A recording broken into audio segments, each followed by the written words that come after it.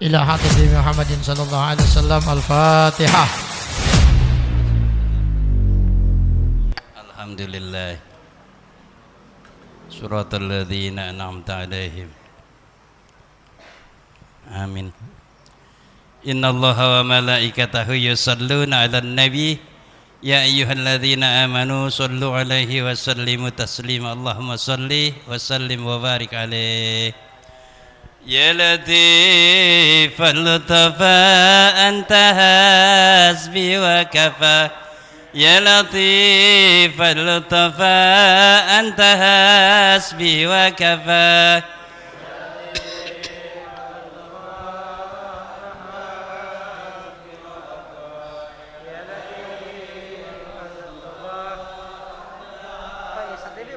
يا الله يا الله يا أرحم الراحمين يا غياث المستغيث أغثنا أجمعين.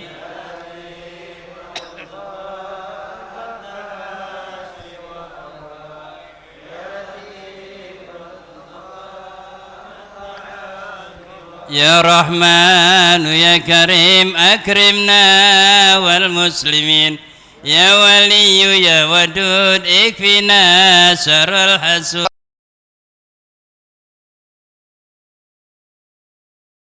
حسبي وكفى يا لطيف اللطفا أنت حسبي وكفى. يا جبار يا قهار يا عليم يا غفار يا كبير المتعال احفظنا مهن الإيال. يا لطيف اللطفا أنت حسبي وكفى. يا لطيف اللطفا أنت حسبي وكفى. يا سميع يا بصير يا عليم يا خبير يا مهيمن يا سلام سلمنا والمسلمين. يا لطيف اللطفا أنت حسبي وكفى. يا لطيف اللطفا أنت حسبي.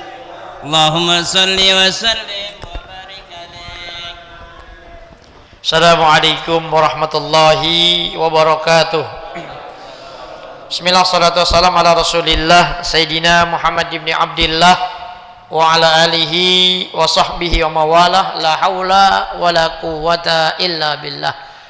Amma ba'du, fa inna ahsanal kalami kitabullah wa khairal hadi hadi nabiyyina Muhammadin sallallahu alaihi wasallam. Syarrul umuri muhdatsatuha fa inna kulla muhdatsatin bid'ah wa kulla bid'atin dalalah wa kulla dalalatin finnar.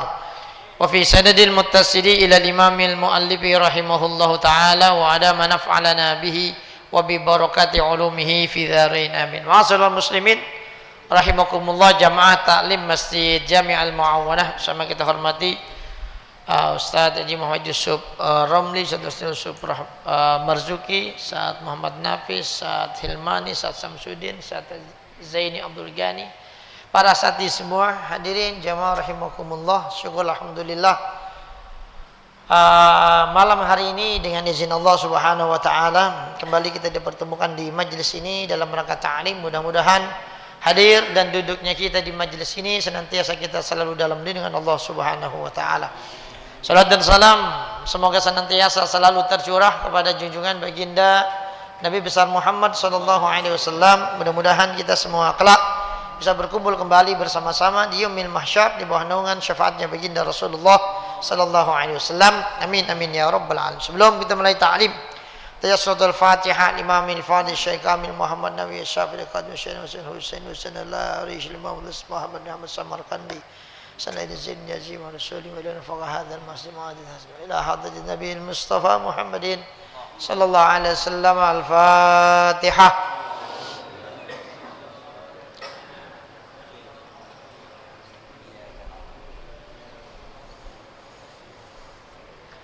Hadirin rahimakumullah, kita lanjutkan lagi pembacaan kitab kita, masih babu silaturrahim. Waqad amarallahu ta'ala bi silaturrahimi fi mawadi'a min kitabihi faqala wattaqullaha alladzi tasaaluna bihi wal arham.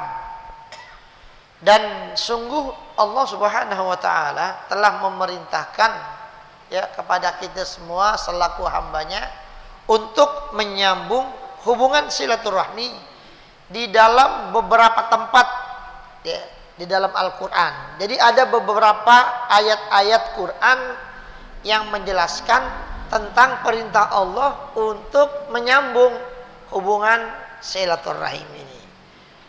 Allah nyatakan wattaqullahal ladzi tasaaluna bihi wal arham. Ya, bertakwalah kalian semua kepada Allah Subhanahu wa taala yang mana kepadanya lah kalian semua meminta ya, dan juga sambunglah silaturahmi. Maksudnya seperti itu. Ya. Jadi tempat kita memohon itu kepada Allah dan juga Allah memerintahkan kepada kita untuk menyambung silaturahmi. Yakni ihsyawullah alladzi tasaaluna bihil hajat wal arham. Takutlah kalian kepada Allah yang mana kalian meminta ya dengannya segala hajat-hajat kalian dan sambung hubungan silaturahmi. Yakni ittaqul arham, pelihara, jaga hubungan dengan saudara-saudara. Lalu dikatakan fasiluha wala taqta'uha. Maka sambunglah hubungan persaudaraan itu dan janganlah kalian memutuskan hubungannya. Wa qala fi ayatin ukhra, dan Allah juga berfirman di dalam ayat yang lain, wa atizal qurba haqqahu, dan berikanlah hak-hak terhadap keluarga-keluarga terdekat. Jadi hak-hak mereka berikan kepada mereka. Siapa? Keluarga yang dekat. Kalau keluarga dekat itu yang dekat dah, yang ada hak-haknya. Tuh. Yang jauh belakangan, tapi yang disuruh wa'atizal kurba. Muter.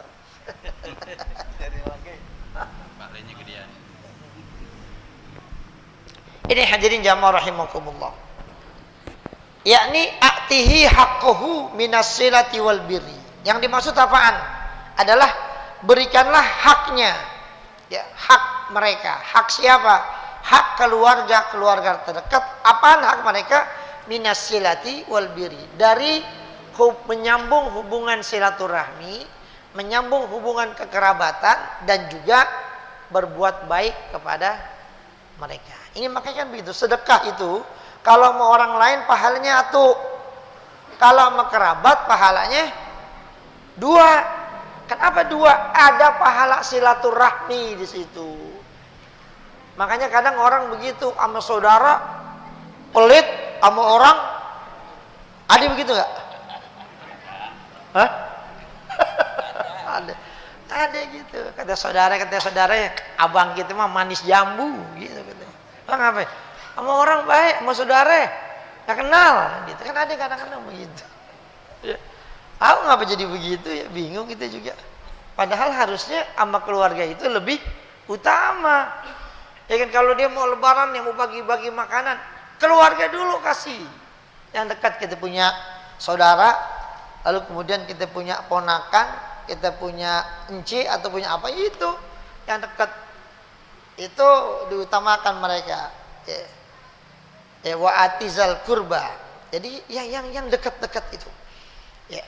Wa qala fi ayatin ukhra, dan Allah juga berfirman di dalam ayat yang lain, innallaha ya'muru bil adli wal ihsan, yakni bitauhid wa huwa syahadatu alla ilaha illallah wa ya'muru bil ihsan, yakni ilan nas wal afwi anhum.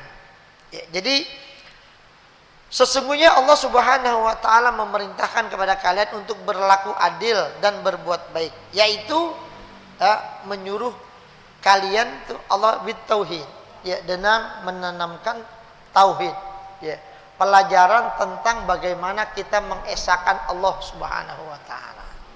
Ya. Yaitu apaan di sini dikatakan? Syahadatu alla ilaha illallah, persaksian bahwasanya tidak ada Tuhan melainkan Allah. Jadi Tuhan kagak ada kecuali Allah doang satu. Itu pemahaman yang harus ditanamkan. Makanya kan hadirin rahimakumullah, ya, kalau kita ya, orang-orang muslim itu kan di dalam Al-Qur'an kan zaman-zaman dulu orang-orang Quraisy kan bilang begitu. Apa bedanya orang Islam dengan kita orang-orang Quraisy yang nyembah berhala? Toh umat Islam juga sama, nyembah batu juga. Apaan yang disembah? Ka'bah. Jadi mereka berpikir kita ini orang Islam tuh kalau lagi ada di Mekah, ya di Masjidil Haram, itu kita dianggap lagi nyembah batu. Kan Ka'bah memang dari apaan? Batu bikinnya. Jadi apa bedanya sama kita yang menyembah Lata, Uzza, Manat dan lain sebagainya? Kan nggak ada beda. Jadi mereka berpikir gitu. Padahal kita itu nggak nyembah Ka'bah. Ka'bah itu cuman alat pemersatu. Titik buat kita sholat menyembah Allah. Itu. Makanya dikatakan Baitullah. Itu Baitullah berarti Allah tinggalnya di situ. Bang apa? Rumahnya Allah kan gitu. Yang enggak itu. Makanya ini yang harus difahami. Makanya kalau orang yang nggak paham kan iya namanya Baitullah. Berarti kalau ke sono lagi pada ke tempatnya Allah, ngunjungin Allah katanya mana? Di Mekah, di Ka'bah. Mengapa? Baitullah. Rumahnya Allah kan Baitullah artinya rumahnya Allah. Nah ini yang mesti dipahami. Ya enggak begitu pemahamannya, hadirin rahimakumullah. Makanya kan ada juga tuh saudara-saudari kita ya yang hijrah tuh biasanya mereka itu nggak mau sembahyang yang di masjid atau musola itu ada kuburannya. Dia nggak mau tuh. Coba ente lihat dah. Ya. Dia pokoknya biasa dia kelilingan tuh di Kelayaban, dia lihat di Masjid Al Muawana ada kober nggak? Kober nggak ada, kali ada yang mau katanya. Ya begitu mereka nyari itu.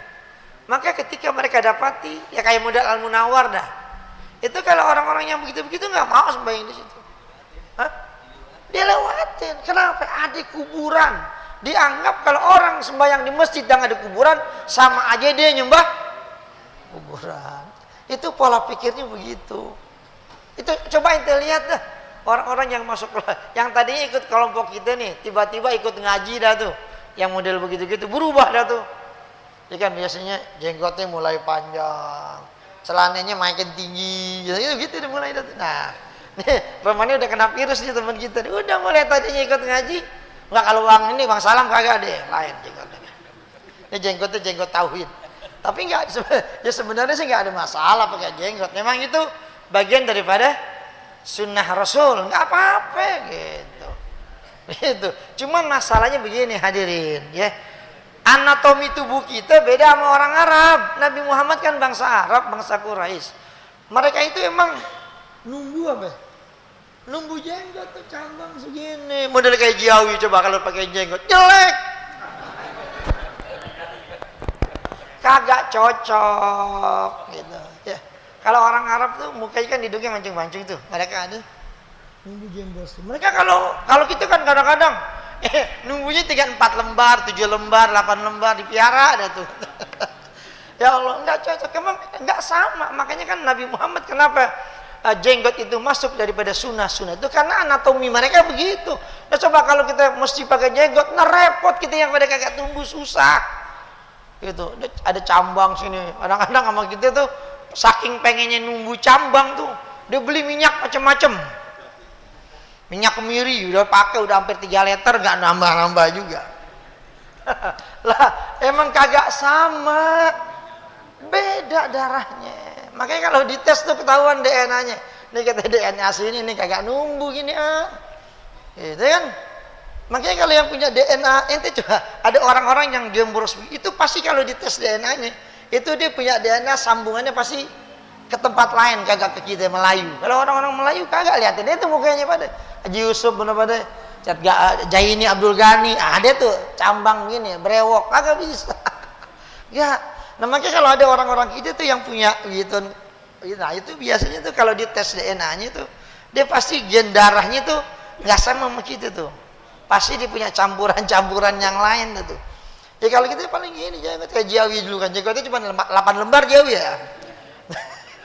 Ya paling Jawi jenggot lu potong aja dah, alah. Gitu. Maksudnya kan biar tebel kan kalau jenggot itu kan semakin sering dipotong tambah lama tambah tebel cakepan.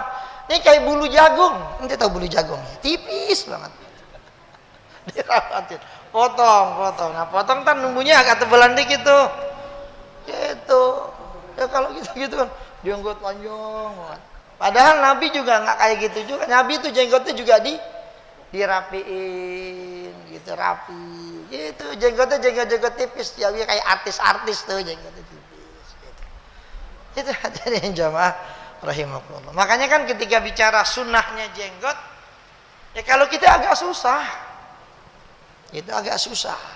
Ya kalau orang-orang Arab ya Nabi, nah emang dia nunggu udah, ya otomatis.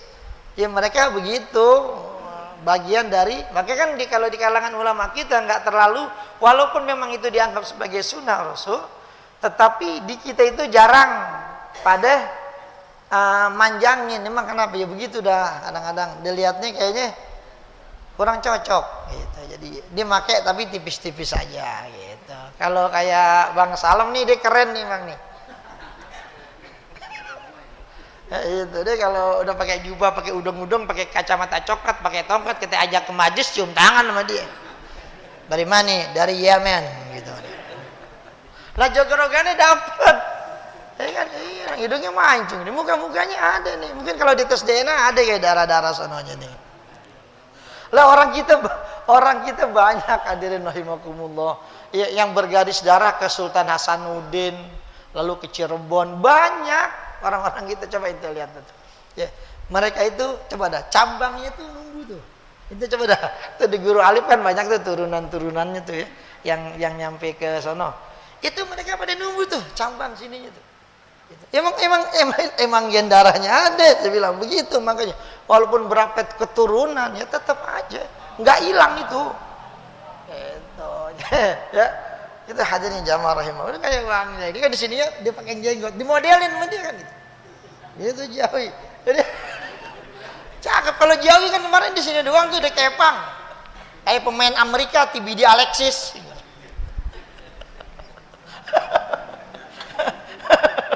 Ada kan nih, ente kenal kan tuh pemain Amerika dulu TBD Alexis. Nah jenggotnya panjang doang, sini dikepang sama dia.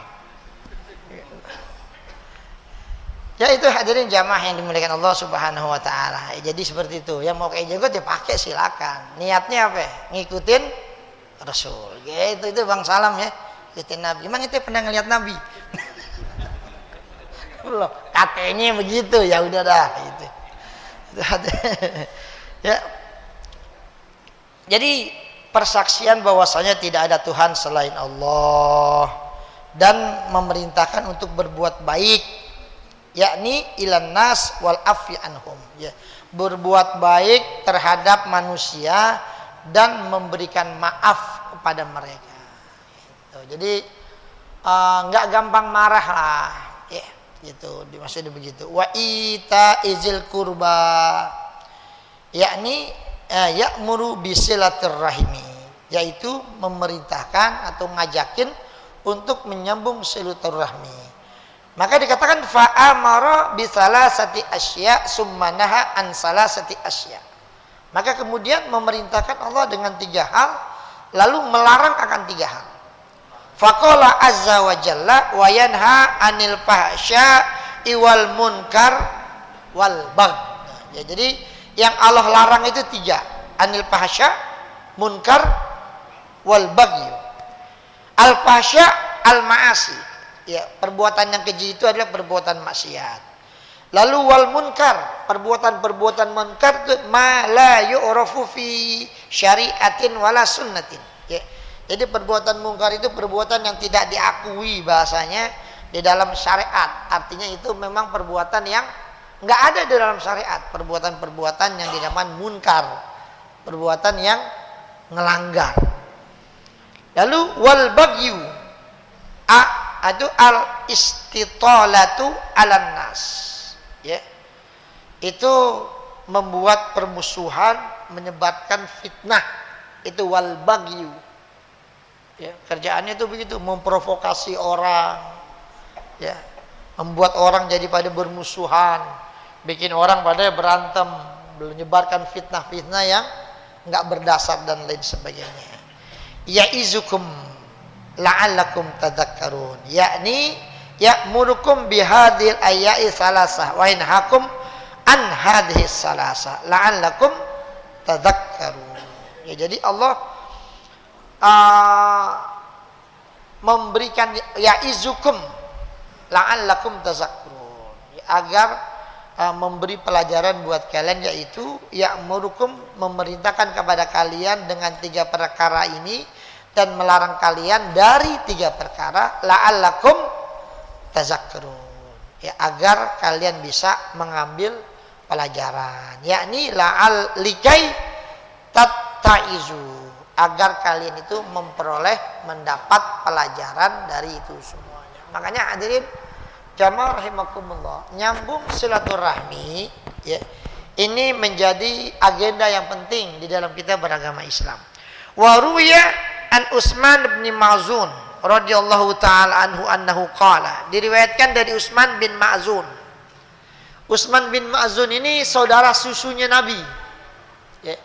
Jadi saudara satu susuan. Kalau dulu Bang Haji seorang dulu sering ya disusuin, dititipin, lu sama dia no, saudara susuan no. Jadi begitu. Dulu. Ya kalau sekarang kagak, boro-boro nyusuin anak orang, anak sendiri aja kagak ada susunya. Ya, dulu sering itu begitu. Ya. Saudara sampi. Ya, sekarang model begitu. Karena Rasulullah sallallahu alaihi wasallam shadiqan li, adalah Nabi sallallahu alaihi wasallam itu adalah sahabat bagiku. Ya, selain sahabat memang dia saudara susu. Makanya kan waktu Utsman bin Maz'un meninggal, itu Nabi sallallahu alaihi wasallam nangis tuh. Ya. Air matanya bahasa kita gerojong gitu. Di hadapan mayat dari saudara susunya ini. Makanya kan kalau ada orang kadang-kadang lagi ada orang mati tuh ibu-ibu suka jangan nangis, air matanya jangan pakai netes gitu. Di mayat, ntar mayatnya disiksa gitu. Lah apaan urusannya, lu yang nangis, mayat yang disiksa gitu. Nggak ada ceritanya. Nabi Muhammad waktu Ibrahim meninggal di pangkuannya nangis, air matanya gerojok juga gitu. Itu waktu pada sahabat Badar, sahabat Uhud pada meninggal dunia, Nabi nangis juga di hadapan mayat mereka gitu. Jadi kadang-kadang ada orang jangan, emang ada tuh di kitab Irsyadul Ibad itu ketika bab nihayah itu memang ada disebutin, cuman tolong nyampe selesai ngajinya ya. Di akhirnya itu dia ngasih penjelasan. Tapi kalau cuman baca ini begini habis gitu dipulang, mungkin ibu-ibu gitu ngajinya dipulang jemuran kali gerimis kan gitu. Dia nggak lihat lanjutannya lagi tuh, hadis-hadis itu istimbat dari pengarang kitab itu apaan itu kan. Itulah kadang-kadang suka begitu. Udah gitu kadang suka mayat lakinya mau nyium bini jangan dicium, lakinya jangan nyium, entar batal mayatnya. Ya Allah, ya tabok aja yang begitu. Nah kata bini gue apaan urusan batal, kagak. Nah, batal bagaimana? Kalaupun batal yang hidup, nah orang mati pakai batal gimana ceritanya? Orang dia udah mati, emang dia masih sembahyang? Kan kagak, udah nggak mukallaf. Orang mati itu nggak mukallaf, tidak dibebani dengan hukum syariat lagi. Selesai. Ya nggak usah dalam urusan syariat, logika ada penjahat, buronan. Pokoknya ini buronan ini melarikan diri, dia di penjara tuh harusnya 20 tahun kabur. Lalu kemudian dikejar-kejar, ditembak, mati. Itu kira-kira mayatnya ditaruh nggak tuh di sel 20 tahun? Kan emang apa? Kan 20 tahun hukumnya. Ya udah mati. Iya, sama juga begitu, orang udah mati kok masih batal. Ntar mayatnya batal katanya. Ya Allah, blow on banget.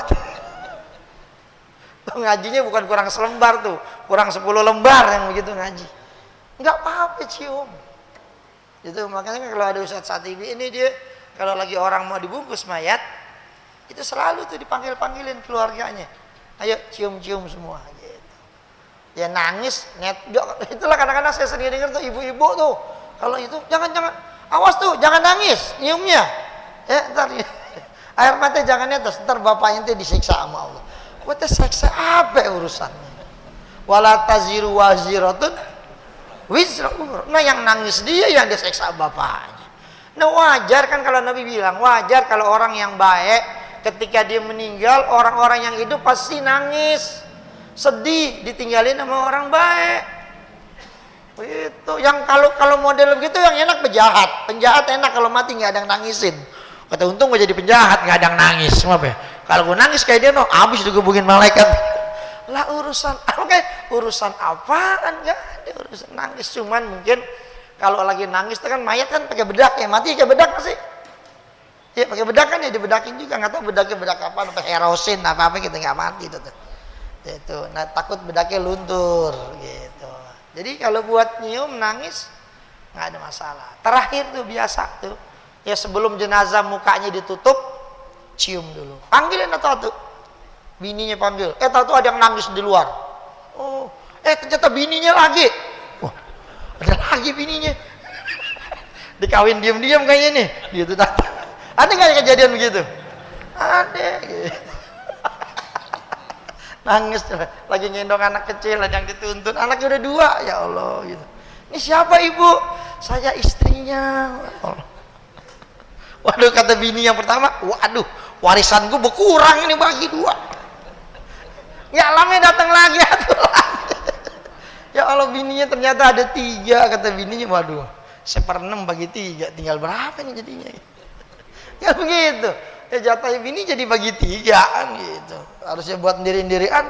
Itu makanya orang perempuan tuh nggak mau lakinya kawin lagi, warisannya jadi pecah. Gitu.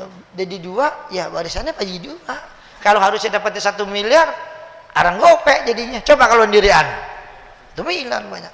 Apalagi kalau 3. Bagi 3 kan gitu. Itu hadirin jamaah rahimakumullah ya. Itu makanya katanya udah pokoknya laki gue nggak boleh kawin lagi, udah segitu ya aja udah gitu. Jadi beliau ini begitu. Jadi waktu beliau nangis, waktu beliau meninggal Nabi nangis tuh. Ya. Nabi nangisin Utsman bin Maz'un. Wa ma aslamtu illa hayaan min Rasulillah. Dan aku itu nggak masuk Islam ya kecuali karena malu sama Rasul sallallahu alaihi wasallam. Li'annahu kana la yad'uni ilallahi fa aslamtu. Karena Nabi itu selalu ngajakin dia untuk masuk Islam ya. Tapi dia belum mau, cuman karena dia diajakin mulu dia kagak enak. Itu dia kagak enak. Makanya kita kalau punya temen gitu tuh, kita mau ajak jalan-jalan nggak mau, ajakin dia terus. Besok kita datang lagi. Dia nggak mau, besok datang lagi.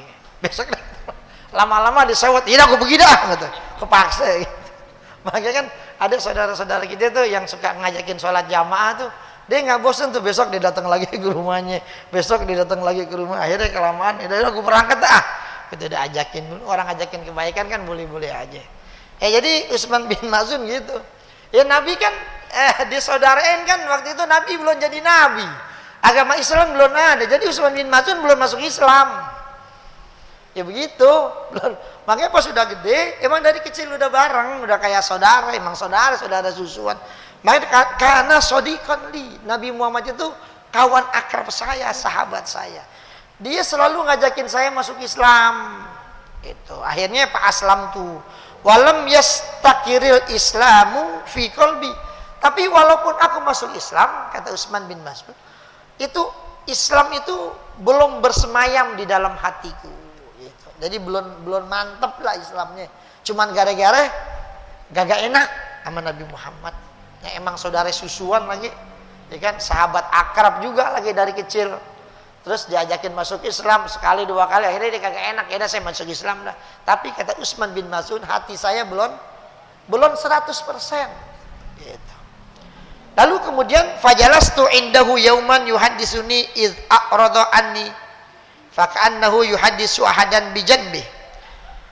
Maka pada satu waktu aku duduk bersama beliau, yuhaddisuni, bicara sama aku. Lalu kemudian habis itu beliau berpaling lagi ngomong gini, ya. Tahu-tahu Nabi berpaling. Yang tadi ngomong sama Utsman, tahu-tahu berpaling. Kata Utsman seolah-olah dia itu faka'annahu yuhaddisu ahadan bijanbih. Seolah-olah Nabi itu lagi ngomong dengan seseorang yang ada di sampingnya. Taruhlah kalau dia berhadapan, tiba-tiba lagi berhadapan, tahu-tahu Nabi nengok ke samping, dia ngomong. Ya, dia ngomong, tapi kagak ada orang. Gitu. Seolah-olah gitu. Lalu kemudian abala alayya. Lalu kemudian dari situ beliau kembali menghadapkan wajahnya kepada aku. Lalu setelah itu faqala, habis itu Nabi ngomong begini, nazala alayya Jibril alaihissalam faqara'a hadhil ayah. Ya, barusan Jibril datang kepada saya, lalu kemudian membacakan ayat-ayat ini, yaitu innallaha ya'muru bil adli wal ihsan wa ita'izil qurba. Itu ya. Ini yang tiga hal yang tadi diperintahkan, tiga hal yang diperintahkan, tiga hal yang dilarang. Nih. Sesungguhnya Allah memerintahkan kepadamu ya untuk innallaha ya'muru, Allah telah memerintahkan untuk berbuat adil dan berbuat baik serta wa ita'izil qurba. Ya, ita'izil qurba itu berbuat baik kepada kerabat-kerabat dekat dengan cara silaturahmi dan kebaikan-kebaikan yang lain.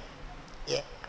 Al-ayata fasarartu bidzalika wastaqarra al-islamu fi qalbi. Maka ketika aku dengar ayat itu yang dibacakan Nabi SAW, yang beliau dengar dari malaikat Jibril, maka dia bilang, aku girang tuh dengarnya. Menyoplok nih dia. Aku girang dengarnya, lalu kemudian menetaplah, artinya menjadi mantaplah Islam di dalam hatiku. Fakumtu min indihi wa ataitu ammahu. Lalu kemudian aku bergeser, artinya aku bangun dari Rasul, lalu aku hampiri pamannya yang bernama Abu Thalib. Ya, Abu Thalib. Fakultu lahu kuntu indabni akhika. Sesungguhnya tadi itu aku bersama dengan anak dari saudara laki-lakimu. Maksudnya keponakanmu, ya kan? Kan Abdullah itu kan bapaknya Nabi Muhammad, kan saudaranya Abu Thalib. Jadi bahasanya saya tadi barusan habis bareng sama ponakanmu, anak dari saudara lakimu. Lalu faunzilat hadhihi alaihi hadhil ayatu. Lalu kemudian diturunkan kepadanya ayat ini. Lalu dibacain sama dia. Ya, innallaha ya'muru bil adli wal ihsani wa ita'izil qurba wa yanha 'anil fahsya'i wal munkari wal baghi. Jadi yang diperintahkan tadi pertama adil. Lalu al-ihsan, yang ketiga ita'izil qurba.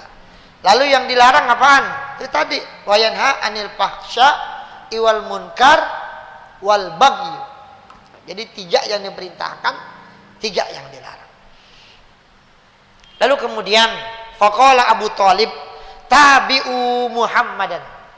Ya, kata Abu Thalib, udah ente ikutin dah tuh ya Muhammad. Itu.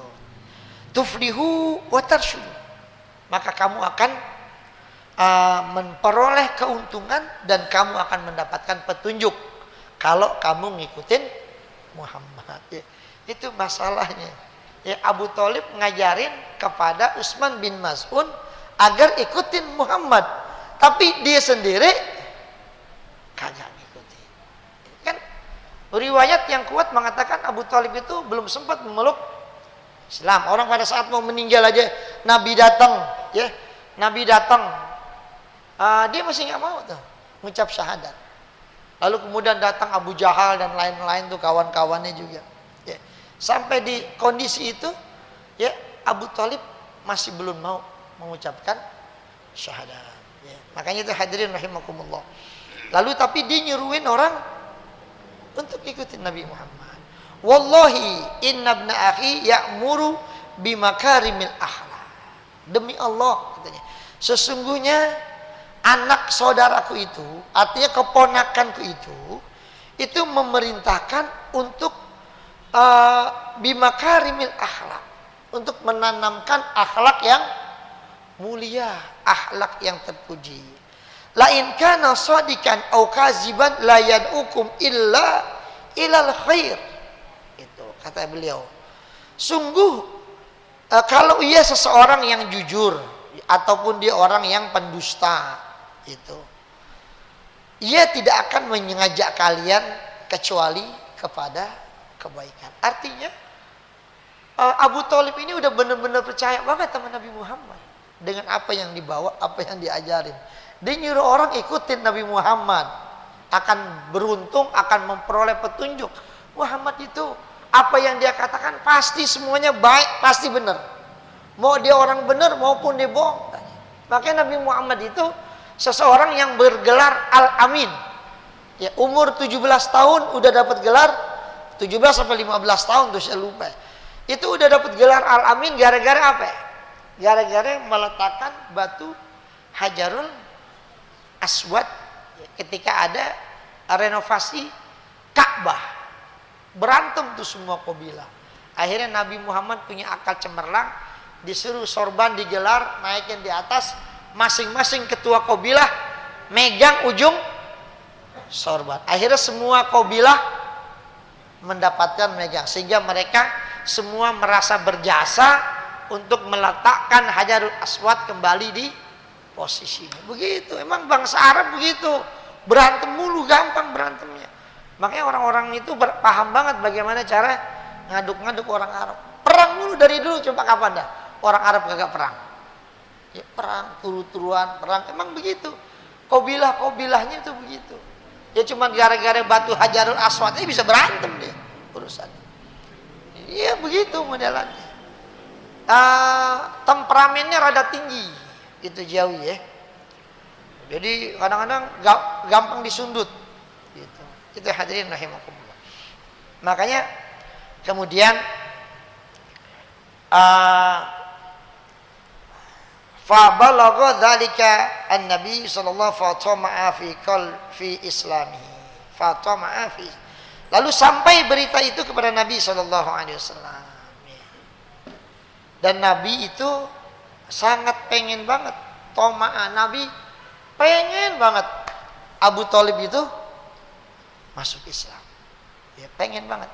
Makanya pas dia dengar, dia ngajarin Utsman bin Mas'un agar ikutin Nabi biar beruntung, biar dapat petunjuk.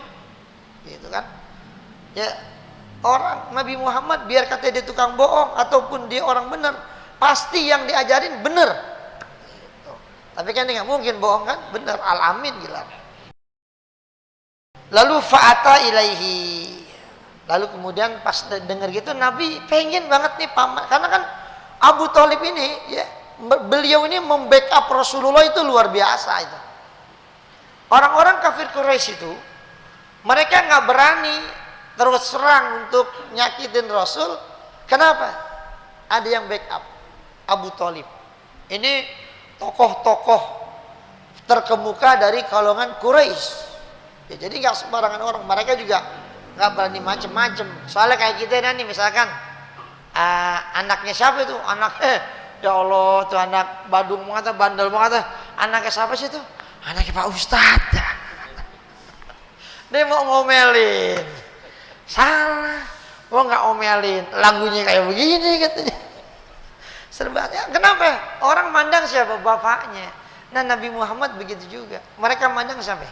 Ini Abu Thalib. Ini kalau bukan karena Abu Thalib nih, wah, habis sudah. Makanya kan ketika Abu Thalib meninggal, Khadijah meninggal, itu disebut Amul Huzni. Ya, tahun duka cita. Setelah itu Nabi Muhammad disuruh pertama beliau Isra Mi'raj dulu. Ya. Isra Mi'raj itu artinya tamasya, jalan-jalan gitu. Lagi sedih ya kan, yang tukang backup beliau ya, istrinya juga secara dana semuanya. Ya ketika pulang di rumah lagi dakwah dimusuhin orang, pulang bininya langsung ngademin, udah bang sabar ya kan. Yang tadinya kita capek di luar, bini langsung tuh ya, baiti janati, rumahku surgaku adem, kita rasanya pulang ke rumah. Ini kan kita kadang ada pulang ke rumah kayak neraka ya kan, udah kerja capek, pulangnya ke rumah no bini udah marah-marah, bang lo nggak bikin dari baru pulang. Aduh ya Allah, entar dulu apa dah, gue baru mau nyampe ini. Ya jangan ngomongin yang kagak enak, duduk dulu sini bikinin minuman gitu yang enak. Itu hadirin. Makanya kemudian Nabi ngajak Isra Mi'raj. Itu untuk apa? Menghibur Nabi. Itu salah satunya gitu. Menghibur Nabi, menguatkan Nabi sebagai utusan Allah, diajak tuh ya naik buruk. Sekarang kita bisa nggak naik buruk Jawi? Bisa. Saya kemarin naik buruk Ireland, kan buruk juga namanya kan ya. Ya, jadi begitu, bisa lah, yang penting ada duitnya aja naik buruk. Emang masih ada buruk Ireland? Masih ada ya? Ya, masih ada buruk Ireland. Ada, lu nggak pernah naik pesawat Jawi ya naik. Ya itu hadirin rahimakumullah, naik buruk yang ngelihat pemandangan semua kejadian-kejadian yang Allah perlihatkan tuh dari Masjidil Haram sampai ke Masjidil Aqsa. Dikasih lihat tuh taman kebun kurma ini. Nanti kamu bakal hijrah kemana? Ini namanya Yasrib, banyak pohon kurmanya gitu. Turun lagi di sini itu, ya kan? Makanya akhirnya kan banyak ustadz-ustadz bikin tur ziarah tur. Gitu. Ya, ziarah, ya, mampir kemana? Begitu, boleh aja.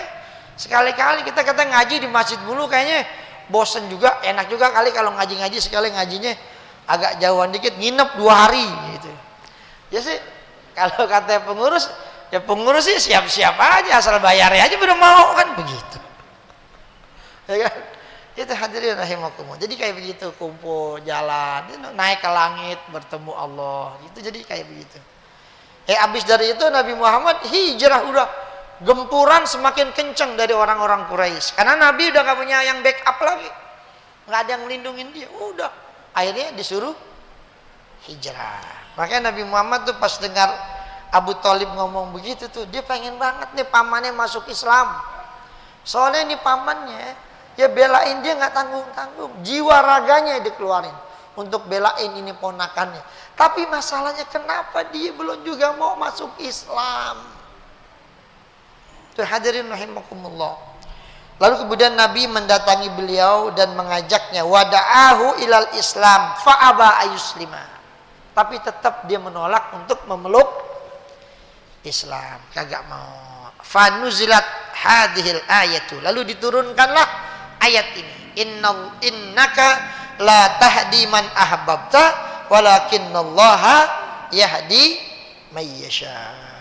Jadi Nabi Muhammad kecewa juga kalau bahasanya, ya Allah tolongin apa ya Allah nih, kasih taufik hidayah nih, saya punya paman, dia kan baik banget ngelindungin saya, dakwah semuanya, kasihlah dia biar bisa masuk Islam gitu. Tapi Allah bilang tuh, sesungguhnya kamu ya Muhammad nggak bisa memberikan hidayah kepada orang yang engkau cintai, tetapi Allah lah yang akan memberikan hidayah kepada orang-orang yang memang Allah kehendaki. Jadi biar kata dia Nabi Muhammad, dia pengen dia masuk Islam, kalau Allah nggak menghendaki juga nggak bakalan masuk Islam.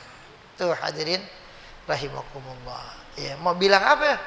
Ya Nabi Muhammad mau sedih, tapi bagaimana? Ini Allah udah ngomong begini di dalam Al-Quran. Ya hadirin rahimakumullah. Ya surat Al-Qasas ayat 56. Faqad azzakarallahu azza wa jalla fi hadhil ayati silatar rahimi. Ya. Allah Subhanahu wa taala menyebutkan di dalam ayat ini tentang masalah silaturahmi. Artinya apa? Begini. Walaupun Abu Thalib dia tidak memeluk Islam, berarti dia masuk dalam kategori non muslim, atau bahasa kita masih termasuk orang-orang kafir. Tetapi hubungan silaturahmi antara Nabi Muhammad dengan Abu Thalib itu tetap terjaga. Walaupun Abu Thalib bukan seorang muslim, ya dia belum menyatakan Islam, tapi dia selalu membackup Nabi Muhammad, dan Nabi Muhammad pun tetap menjaga hubungannya. Karena dia biar bagaimana juga belum memeluk Islam.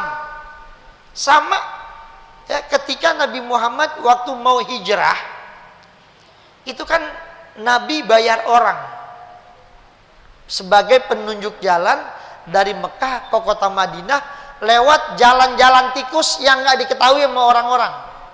Saya lupa namanya siapa itu. Itu belum memeluk agama Islam dia. Tapi bicara masalah kepercayaan, ya, kita nggak lantas Nabi Muhammad seuzon, ini penunjuk jalan kita kan belum masuk Islam, jangan-jangan ntar di jalanan kita dijebak ini, Tahu-tahu di jalan sana ketemu sama pasukan kafir Quraisy, Nabi Muhammad dibunuh. Tapi enggak. Itu orang walaupun dia non muslim, belum memeluk Islam. Dia dibayar untuk nyariin jalanan yang orang-orang nggak tahu itu jalanan. Akhirnya jalan sampai aman, sampai di tujuan dibayar itu. Jadi seperti itu. Yang kemarin pernah dijelaskan, yang namanya janji, ya mau dia orang muslim ataupun non muslim, itu tetap harus ditunaikan. Nggak boleh abongan di non muslim kita kadalin, kita bohongin, nggak boleh. Tetap itu harus amanat apapun semuanya. Nah ini hadirin jamaah rahimakumullah. Ya jadi ayat ini sudah jelas seperti itu. Ya Allah memerintahkan untuk menyambung silaturahmi. Wa qala fi ayatin ukhra fahal asaitum in tawallaitum an tufsidu fil ardi wa tuqatti'u arhamakum ulaika alladzina la'anahumullahu fa asammahum wa a'ma absarahum yakni alladzina yaqta'unar rahimah. Ya, jadi apakah kiranya ya kalau kamu berkuasa kamu akan berbuat kerusakan di muka bumi. Ya, itu. Jadi ini peringatan. Orang itu kalau lagi berkuasa itu jangan sombong, jangan macam-macam gitu. Ya, jadi itu lalu kemudian engkau buat kerusakan di mana-mana, engkau putuskan hubungan silaturahmi, hubungan kekeluargaan, abongan lantaran gara-gara jadi orang yang berkuasa punya kekuasaan, jabatan dan lain sebagainya. Itu ulaikal ladzina, mereka adalah orang-orang yang Allah Subhanahu wa taala akan melaknat mereka. Allah akan bikin mereka tuli, Allah akan bikin buta pandangan mereka. Siapa mereka? Mereka adalah orang-orang yang memutuskan hubungan silaturahmi. Makanya silaturahmi itu harus tetap dijaga kepada siapapun, terutama saudara-saudara kita musliman kana au kafiran, baik dia muslim ataupun dia non muslim, tetap hubungan kekerabatan, hubungan kekeluargaan itu tetap harus dijaga. Misalkan besok nih kita punya saudara kita yang non muslim, ya kan? Inilah makanya kan kadang-kadang bicara masalah tauhid i'tiqad ya. Ini kalau fatwa yang di Mesir ini udah selesai nih. Kalau masalah mengucapkan selamat Natal tuh di sana udah selesai, udah nggak ada pembahasan. Gimana kalau sana? Di sana mah bebas-bebas aja, nggak ada masalah. Alasannya apa? Nggak ada keyakinan dia berubah dengan dia mengucapkan kalimat itu. Ya. Apakah lantas dengan dia mengucapkan itu kemudian dia mengakui itu sebagai agama yang diterima sama Allah? Kan enggak. Nah itu kalau di Mesir tuh fatwa ulamanya udah seperti. Nah kalau kita di Indonesia, kita ini banyak berkutat kepada kitab-kitab kontemporer, ya, kitab-kitab tradisional, ya kitab-kitab dulu itu yang memang masih keras untuk masalah begitu. Makanya kemudian di ulama kita ini dua pendapat, ada yang membolehkan, ada yang melarang, dan yang melarang itu lebih banyak daripada yang membolehkan. Gitu. Ya udah. Ya kalau emang ente nggak mengucapin nggak apa-apa, datang aja bawain makanan begitu kan, namanya saudara kita kan gitu. Hah? Iya pokoknya begitu. Dia kan dia bareng tuh Natal namanya tahun baru tuh begitu. Namanya saudara, misalkan punya abang, punya adik, atau kita punya bibi kita ternyata agamanya non muslim kan, ya nggak apa-apa, ya datang bawain aja makanan, bawa ketupat. Ini lebaran bang, iya lebaran. Mudah-mudahan besok lo ikut lebaran lagi sama gua kan. Nah, hadirin, kalau kita makin musuhin dia nggak bakal balik lagi ke Islam. Justru dengan kita baik kayak gitu, berharap mudah-mudahan satu waktu topik hidayah itu bisa masuk lagi ke hatinya. Wah, abang-abang gue, saudara gue, walaupun gue udah bukan orang Islam tapi masih baik aja. Udah kalau gitu gue balik lagi dah, gitu balik lagi. Tapi kalau kita musuhin udah pokoknya, kalau perlu ketemu kita bunuh dia. Ini ayat ini, lihat nih, ini kitab. Bunuh kalau perlu, halal. Nah ini yang kayak gini kan jadi ribet gitu urusannya. Udah kagak bakalan balik lagi kata deh. Wah gue takut banget ketemu abang gue, apa? Gue mau dibunuh nih karena gue masuk agama lain. Itu hadirin rahimah. Jadi Nabi Muhammad itu agamanya lembut luar biasa. Yang nggak kayak begitu juga memeranginya. Yang kita perangi itu adalah mereka yang ngelawan sama kita, itu yang kita perangi. Tapi kalau yang baik kayak tetangga kita lebaran pada datang bawa ketupat, bawa korma, gitu. Nah baik sama kita. Nah itu tetangga walaupun agamanya non muslim tapi dia masih menghargai gitu. Itu makanya ada yang istilah kafir zimmi, yang Nabi sendiri kalau ada orang yang menyakiti orang kafir zimmi itu berarti menyakiti aku, kata Nabi. Kenapa? Dia nggak musuhin orang Islam, ya kan? Pemerintahan Islam diikut, dia ngormatin semuanya aturan. Nah itu hadirin jamaah rahimakumullah. Ya agak moderat lah dikit gitu, jangan kebangetan kencang banget, biasa aja gitu. Ya biasa. Kalau saya sih gitu-gitu sih biasa aja, nggak terlalu tuh.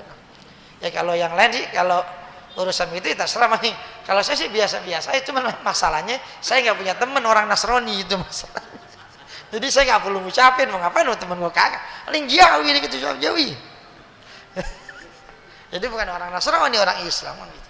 Jadi seperti itu. Artinya hubungan itu tetap baik, kecuali dia memusuhi kita secara terang-terang. Dan itu udah dicontohin oleh, walaupun dalam ayat Al-Quran walan tardoan kal yahudu walan nasoro hatta tattabi'a millatahum. Tapi hubungan yang ada tetap harus dijaga. Kenapa? Ya dengan begitu mereka akan melihat bagaimana akhlak orang Islam terhadap orang di luar Islam. Ini kan dibuktikan sama Salahuddin Al-Ayyubi ketika menaklukkan Yerusalem.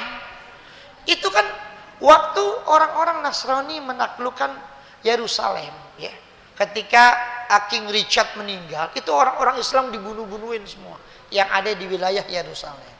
Makanya kan ketika pasukan Salahuddin Al-Ayyubi mengepung Yerusalem, sampai kemudian mereka nyerah. Yang mereka pikir apa? Wah, kita nyerah nih sama Salahuddin, pasti bakal habis, kita dibunuh-bunuhin semua sama dia. Tapi kan Salahuddin bilang enggak. Pokoknya anak perempuan, anak kecil semuanya aman. Tentara-tentara salib aman. Yang penting senjata pedang kumpulin di situ, ente pulang ke kampung ente sono. Ini perahu udah siap, kita kawal sampai di perahu. Kagak diapa-apain sama Salahuddin Al-Ayyubi. Tuh, lalu kemudian kan di filmnya ada itu kan. Ente nonton aja film itu. Apa judulnya saya lupa. Itu beliau masuk ke dalam gereja tuh. Isinya tuh ibu-ibu sama anak-anak semua tuh udah pada ketakutan. Tapi Salahuddin datang langsung tuh anak kecil dipeluk sama dia. Gitu ya. Ada gambar salib jatuh didiriin sama dia. Ya. Itu begitu. Umar aja ketika menaklukkan Syria, Damaskus, kan disuruh sembahyang di dalam gereja. Tapi Umar bilang jangan. Emang apa? Kita nyari tempat yang lain aja dah. Ya tempat yang dekat yang lain lah pokoknya. Kenapa? Kalau saya sholat di dalam gereja ini, saya khawatir nanti orang Islam akan menjadikan gereja ini sebagai masjid. Itu biarin ini. Nanti kita bikin tempat yang lain aja. Itu kayak begitu yang dilakukan oleh mereka. Makanya kemudian mereka tahu Islam luar biasa ya ajarannya. Ya, nggak ada balas dendam, nggak ada begono. Tetap akhirnya mereka kemudian banyak yang meluk Islam itu. Tapi kalau Islam gayanya keras mulu, dikit-dikit, ya nggak laku Islam. Dulu Wali Songo juga masuk ke Indonesia kan begitu juga ke Jawa. Caranya lemah lembut, nggak ada pakai begitu-begitu. Makanya mereka berbondong-bondong masuk Islam. Coba kalau gaya keras, nggak ada nih wayang-wayang, bidah dolalah.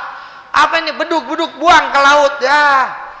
Berantem yang ada orang Hindu waktu itu. Tapi kan yang dicaket ya wayang, Wali Songo pada main wayang, main gamelan gitu.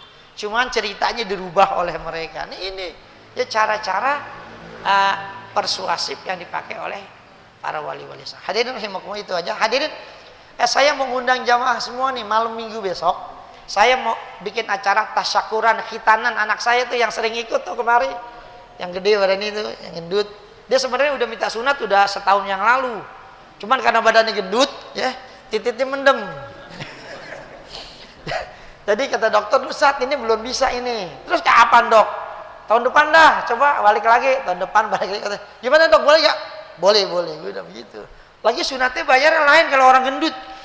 Mahalan, kenapa? Karena susah katanya. Dia mendem, bersih. Ya jadi seperti itu. Jadi insya Allah saya akan mengadakan acara besok malam Minggu tanggal 28 Ba'da Isya. Acaranya di halaman Masjid Al-Mujahidin. Ya, di halaman itu biasa yang ya, kalau ikut acara Khatmul Quran di halaman itu. Halamannya udah pokoknya enak, mudah-mudahan nggak hujan. Kalau hujan masuk ke dalam masjid gitu aja susah banget. Ya, mudah-mudahan. Ya nanti insya Allah ada undangannya tuh saya titip Bang Ustadz Hilmani. Kalaupun ada yang nggak kebagian undangan, ini udah jadi undangan juga buat jamaah semuanya. Ya demikian. Allahumma taqabbal minna innaka antas samiul alim wa tub 'alaina ya maulana innaka tawwabur rahim. Sallallahu alaihi wasallam Muhammadin wa alihi wasallam alhamdulillahi rabbil alamin. Assalamualaikum warahmatullahi wabarakatuh.